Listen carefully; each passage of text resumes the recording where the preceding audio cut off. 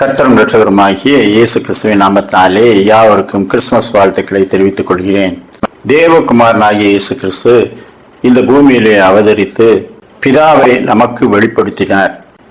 தேவகுமாரன் எதற்காக இந்த பூமிக்கு வந்தார் என்று சொல்லப்படுகிற 12 விசேஷித்த காரியங்கள் வேதாகமத்திலே சொல்லப்பட்டிருக்கிறது. அந்த 12 காரியங்களையும் நாம் எழுதி தியானிக்கலாம்.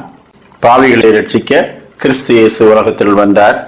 இழந்து போனதை தேடவும் ரட்சிக்கவுமே மனிதகுமாரன் பூமிக்கு இறங்கி வந்திருக்கிறார். இம்மானுவேல் என்பதற்கு தேவன் நம்மோடு இருக்கிறார்.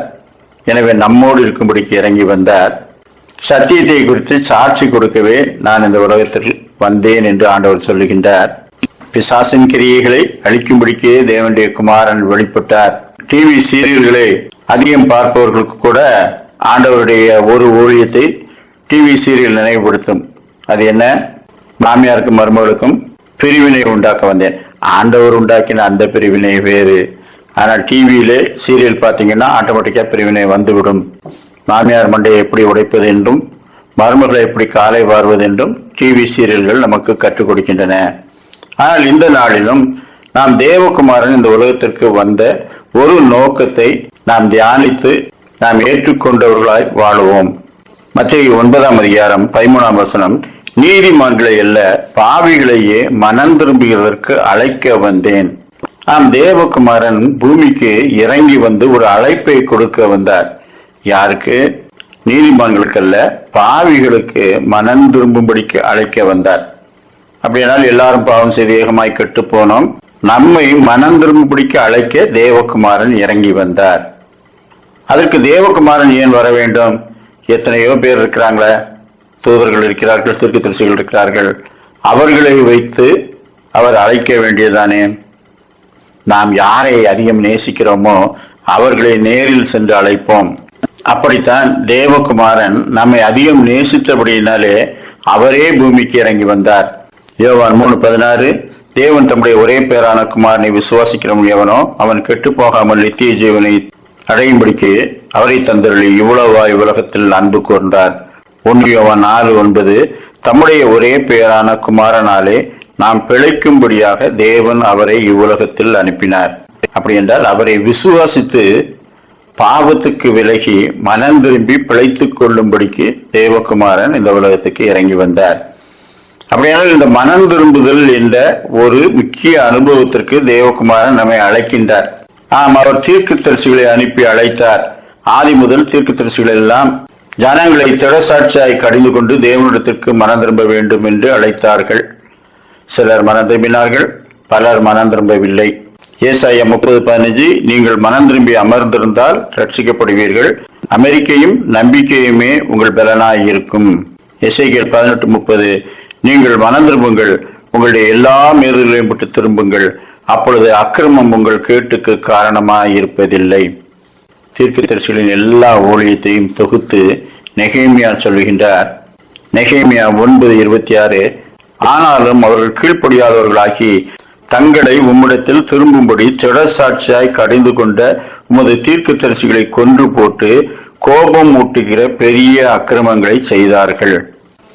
தீர்க்கதரிசிகள் என்ன செய்தார்கள்? திடசாட்சியாய் கடிந்து கொண்டு தேவனிடத்தில் திரும்பும்படி கேட்டுக்கொண்டார்கள். ஆனால் அவர்களை கொன்று அழித்து போட்டார்கள். அப்பொழுது தேவன் அதிக அதிகாரமுடைய தம்முடைய குமாரனை அனுப்பினார். அதை தேவகுமாரன் ஒரு ஓமையின் மூலமாக சொல்லுகின்றார். மத்தேயு 21ஆம் அதிகாரம் 33 44 வரை உள்ள ஒரு ஓமையை சொல்லுகின்றார். வீட்டு எஜமானனாகிய ஒரு மனுஷன் ஒரு திராட்சை தோட்டத்தை நாட்டி அதிலே ஆலயம் உண்டு பண்ணி கோபுரத்தையும் கட்டி தூரதேசத்துக்கு பிரயாணம் போனான். குறித்த காலத்திலே தன்னுடைய பங்கு கனிகளை வாங்கி வரும்படிக்கு தன்னுடைய ஊழியக்காரர்களை அனுப்பினான். ஊழியக்காரர்களை அடித்து வெறுமையாய் அனுப்பிவிட்டார்கள். கடைசியாக என் குமாரனுக்கு அஞ்சுவார்கள் என்று சொல்லி தன்னுடைய குமாரனை அனுப்பினான். அவர்கள் அவனை கொன்று போட்டார்கள் என்று அந்த உவமையை ஆண்டவர் சொல்லுகின்றார். அப்படியானால் தீர்க்கதரிசிகளை அனுப்பி உங்களை மனம் திரும்பும்படிக்கு அழைத்தேன், ஆனால் நீங்கள் மனம் திரும்பவில்லை. கடைசியாக என்னுடைய குமாரனையே அனுப்பி அழைக்கின்றேன், அவரை நீங்கள் கொலை செய்வீர்கள். தேவகுமாரின் சத்தத்தை கேட்டு கொஞ்சம் பேர் மனம் திரும்பினாங்க, அநேகம் பேர் மனம் திரும்பல.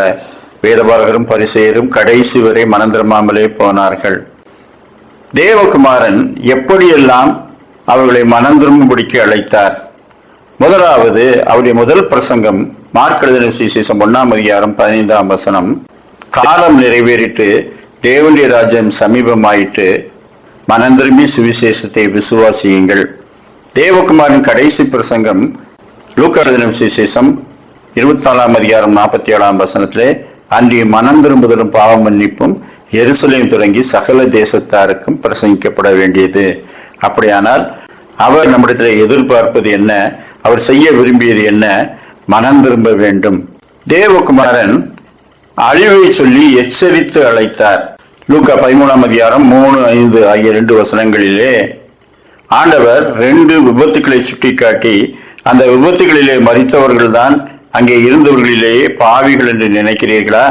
அப்படி அல்லவென்று உங்களுக்கு சொல்லுகிறேன், நீங்களும் மனம் திரும்பாமற் போனால் அப்படியே கெட்டு போவீர்கள் என்று சொல்லுகின்றார். மத்தேயு 18:3 நீங்கள் மனம் திரும்பி பிள்ளைகளைப் போல் ஆகாவிட்டால் பரலோக ராஜ்யத்திலே பிரவேசிக்க மாட்டீர்கள் என்று சொல்லுகின்றார். அப்படின்னா எச்சரித்து அழைத்தார். மனம் திரும்பாவிட்டால் ஆடலாம், பாடலாம், கொண்டாடலாம், ஆனால் பரலோகத்துக்குத்தான் போக முடியாது. அப்படியானால் இன்றைக்கு பரலோகத்துக்கு போகிறதற்காகத்தானே நாம் தேவகுமாரன் மேலே விசுவாசம் வைக்கிறோம். இல்லைன்னா லோக்கல் எத்தனையோ லோக்கல் சாமிகளை வைத்து ஆராதித்து விட்டு அப்படியே மடிந்து போகலாமே. இந்த மனம் திரும்புவது என்ற ஒரு அனுபவத்தை பெறாத ஒரு கிறிஸ்தவன் மற்றவர்களைப் போல்தான் மதித்து போகின்றான். மனம் திரும்பி பிள்ளைகளைப் போல் மாற வேண்டும். தேவகுமாரன் மனம் திரும்புகிறவர்களை உற்சாகப்படுத்தினார். 2 பேர் ஜெபம் பண்ணும்படிக்கு தேவாலயத்துக்கு போனார்கள். ஒருவன் நீண்ட ஜெபம் பண்ணினான். தன்னை பாவி என்று அவன் உணரவில்லை. இன்னொருவன் தேவாலயத்துக்குள்ளே போகாவிட்டாலும் தேவ பிரசன்னத்தை உணர்ந்து தன்னை பாவி என்று உணர்ந்தான். அவன்தான் மனம் திரும்பினான். அவன் நீதிமானாக்கப்பட்டவனாய் திரும்பி போனான். கிருபையாயிரம்னு கேட்டான். ஆனா தேவன் உடனே அவனை நீதிமானாக்கி விட்டார். சகேயுவின் வீட்டுக்கு இயேசு போகும்போது, நான் யாரிடத்திலாம் அநியாயமா வாங்கியிருந்தனோ 2 திருப்பி கொடுப்பேன் என்று அவன் சொன்ன மாத்திரத்திலே இந்த வீட்டுக்கு ரட்சிப்பு வந்தது என்று சொல்லுகின்றார். நாம் மனம் திரும்பி ஒரு ஸ்டெப் எடுத்து வச்சா ஆண்டவர் 2 ஸ்டெப் எடுத்து வச்சு நம்மை அணைத்துக் கொள்கின்றார். கெட்டகுமாரன் ஓமையை ஆண்டவர் சொல்லும் போது, கெட்டகுமாரன் தகப்பனை நோக்கி தூரத்தில் நடந்து வருகிறான். தகப்பனும் பார்க்கிறான். 2 பேரும் வரும்போது யாருக்கு காரியமாக வேண்டும்? குமாரனுக்குத்தான். ஏனென்றால் அவர் பண்ணி தின்கிற தவிடு கூட கிடைக்காம ஒருவேளை சோறாது கிடைக்குமே அப்படின்னு சொல்லி வந்துகிட்டு இருக்கிறார். ஆனால் அங்க என்ன நடந்தது? தகப்பன் அவனை கண்டு மனதுருகி ஓடி அவனை அணைத்துக் கொண்டான். இவருக்கு என்னமோ காரியம் ஆக போறது போல இவர் ஓடி போய் சேர்த்து கொண்டார் என்றால் அவர் வைத்த அன்பு.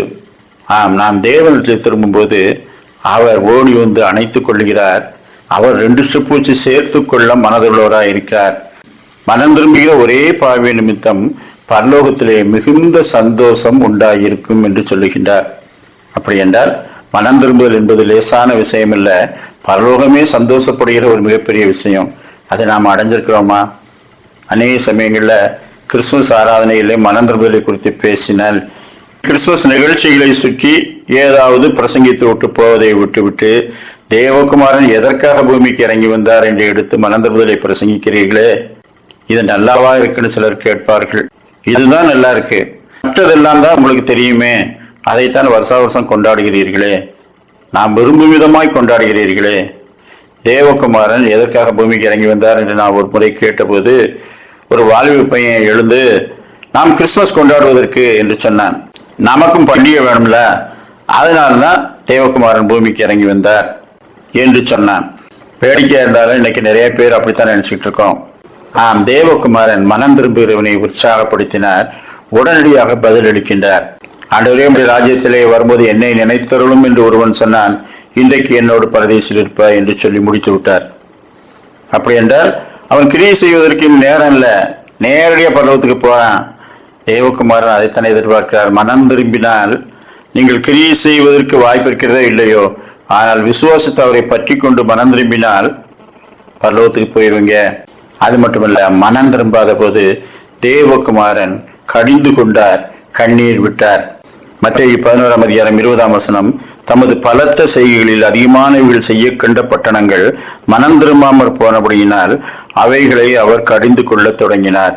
கோராசினே உனக்கு ஐயோ, பெசாயிதாவே உனக்கு ஐயோ, உங்களில் செய்யப்பட்ட பலத்த செய்கைகள் தீருவிலும் சீதோனிலும் செய்யப்பட்டிருந்ததானால் அப்பொழுதே மனம் திரும்பி இருப்பார்கள். உங்களில் செய்யப்பட்ட பலத்த செய்கைகள், கர்த்தர் நமக்கு கொடுத்த இந்த கிருபைகள் அப்படின்னா அவ்வளவு கிருபைகளை நமக்கு தந்திருக்கின்றார். அப்படியும் மனம் திரும்பாமற் போனது நிமித்தம் அவர் கடிந்து கொள்கிறார், கண்ணீர் விடுகிறார். உனக்கு கிடைத்த இந்த நாளிலாகிலும் உன் சமாதானத்துக்கு ஏற்றவைகளை அறிந்திருந்தாயானால் நலமாயிருக்கும் என்று ஆண்டவர் சொல்லுகின்றார். தேவகுமாரனோடு ஒப்புரவாகுதல், அதுதான் மனம் திரும்புதல். அப்படியானால் மனம் திரும்புதனாலே என்ன கிடைக்கிறது? ரட்சிக்கப்படுகிறவர்களை கர்த்தர் அனுதினமும் திருச்சபையிலே சேர்த்து கொண்டே வந்தார். திருச்சபை என்பது என்ன? ரட்சிக்கப்படுகிறவர்களின் கூட்டம். ஆனால் இங்கே ரட்சிக்கப்பட்டவர்களும் இருக்கிறார்கள், ரட்சிக்கப்படாதவர்களும் இருக்கிறார்கள். அதான் பிரச்சனை. இன்றைக்கு திருச்சபைகளிலே என்ன இல்லை? கொண்டாட்டம் இருக்கிறது, ஆடல் பாடல் இருக்கிறது, சந்தோஷிப்பிக்கும் அநேக நிகழ்ச்சிகள் இருக்கிறது. ஆனால் என்ன இல்லை? மெய்யான மனம் திரும்புதல் இல்லை. எரேமியா 8:20 அறுப்பு காலம் சென்றது, கோடை காலமும் முடிந்தது, நாமோ ரட்சிக்கப்படவில்லை. இதை மாற்றி சொல்லலாம். கிறிஸ்துமஸ் காலமும் சென்றது, ஈஸ்டர் காலமும் சென்றது, லெந்து காலமும் சென்றது. பெரிய பிரசங்கியாரும் வந்தார், சின்ன பிரசங்கியாரும் வந்தார், நாமோ ரட்சிக்கப்படவில்லை என்பதுதான் அநேக திருச்சபைகளின் நிலைமையாய் இருக்கிறது. அப்படியானால் தேவகுமாரன் கண்டித்து உணர்த்துகிற வார்த்தைகளால் அழைத்தார், கிருபையாய் அழைத்தார்.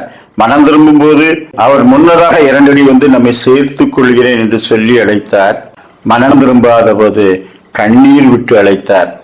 மனம் திரும்புகிறவர்கள் அடையும் பாக்கியத்தை சொன்னார். யோவான் 3:18 அவரை விசுவாசிக்கிறவன் ஆக்கினைக்குள்ளாக தீர்க்கப்படான். அப்படியானால் நரகாக்கினை ஒன்று வந்து கொண்டிருக்கிறது.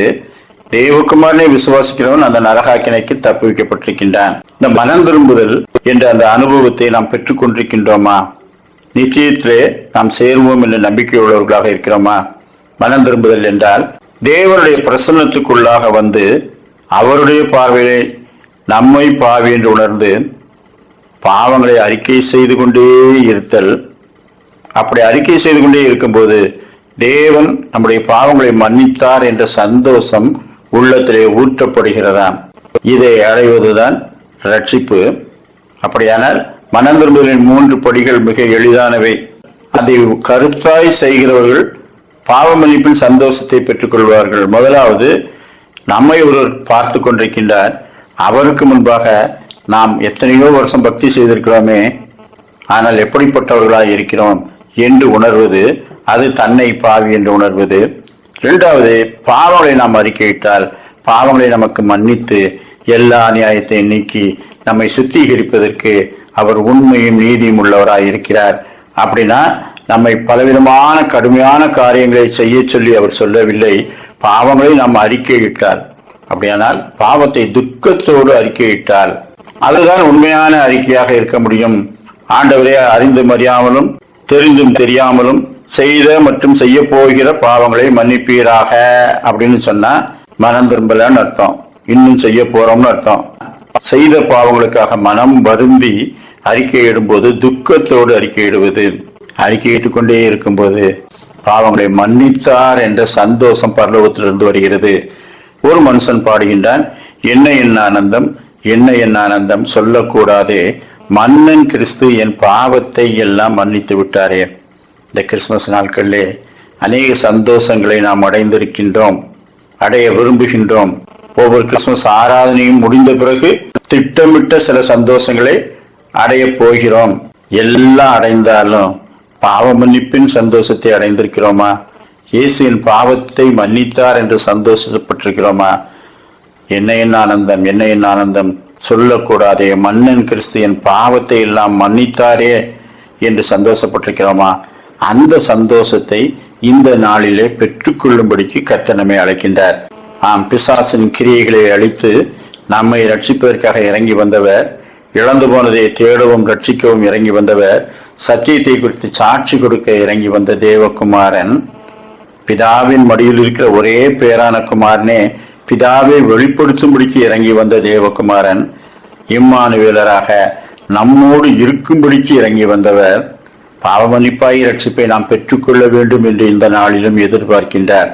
அப்படியானால் கிறிஸ்துமஸ் காலத்தை நாம் தியானிக்கும் போது, ஆண்டவரே அழைக்க வந்தீரே, இந்த அழைப்புக்கு அநேகர் செவி கொள்ளாமலே போனார்களே, என் பாவங்களை மன்னித்தீர் என்று விசுவாசித்து அந்த சந்தோஷத்தை நான் அடைந்து கொள்ளும்படிக்கு எனக்கு இரக்கம் செய்யும் என்று சொல்லி கேட்போமா? புதிய வருஷம் புதிய நன்மைகளை கொண்டு வர வேண்டும் என்று விரும்புகிற நாம் புதிய வருஷத்திலே புதிதாக்கப்பட்ட ஒரு மனுஷனாக ஆண்டவரே நான் அதை சுதந்திரித்துக் கொள்ள வேண்டும். என் பழையவைகள் எல்லாம் பழைய ஆண்டோடு முடிந்து போக வேண்டும். பாவ மன்னிப்பு நிச்சயத்தை கிறிஸ்துமஸ் நாட்களிலே நான் பெற்றுக்கொண்டு அந்த சந்தோஷத்துக்குள்ளவனாய் புது வருஷத்துக்குள்ளே பிரவேசிக்க வேண்டும் என்று சொல்லி நம்மை அவருடைய சமூகத்தில் ஒப்புவிப்போமா? இன்னைக்கு நிறைய பேர் ஏயா தேவகுமாரனை ஏற்றுக்கொண்டு பாவ அறிக்கை செய்யலன்னு கேட்டா அது அப்படி இருக்கு, சபையில் இப்படி இருக்கு, அவர் மனம் திரும்பிட்டாரா, இவர் மனம் திரும்பிட்டாரா, அவங்கெல்லாம் பரலோகத்துக்கு போயிட்டாங்களா, அவங்கெல்லாம் போன பிறகு கடைசியில் இடம் இருந்ததுன்னா நான் போனாலும் போவேன் போகாமலும் போவேன் அப்படின்னு நினைக்கிறாங்களோ என்னமோ. ஒருவரையும் குற்றம் சாட்டுறாங்க, ஒவ்வொரு காரியங்களிலும் முரண்படுகிறார்கள். ஆனால் ஆண்டவரே நான் பாவி, என் மீது இறங்கும் என்று அவருடைய பாதங்களை பிடித்து கொண்டு பாவ மன்னிப்பு நிச்சயத்தை பெற்றுக்கொள்ளும் வரை கெஞ்சுகிறவர்கள் பாக்கியவான்கள், பெற்றுக்கொண்டவர்கள் பாக்கியவான்கள். அதை பெற்றுக்கொள்ளும்படிக்கு இந்த நாளிலே தேவகுமாரன் நம்மை அழைக்கின்றார். எனவே பாவ அறிக்கை செய்வோம். பாவ மன்னிப்பை தர இறங்கி வந்த தேவகுமாரனே, அதை நான் பெற்றுக்கொண்டிருக்கின்றேனா? அந்த சந்தோஷத்தை எனக்கு தாரும் என்று பாவங்களை அறிக்கையிட்டு பாவ மன்னிப்பு நிச்சயத்தை பெற்றுக்கொள்வோம். கர்த்தர் தாமே இந்த கிறிஸ்துமஸ் நாட்கள் நிஜமான மகிழ்ச்சியும் சந்தோஷமும் நமக்கும் நம்முடைய வீட்டாருக்கும் கிடைக்கும்படிக்கு நல்ல கிருபைகளை தந்தருள்வாராக.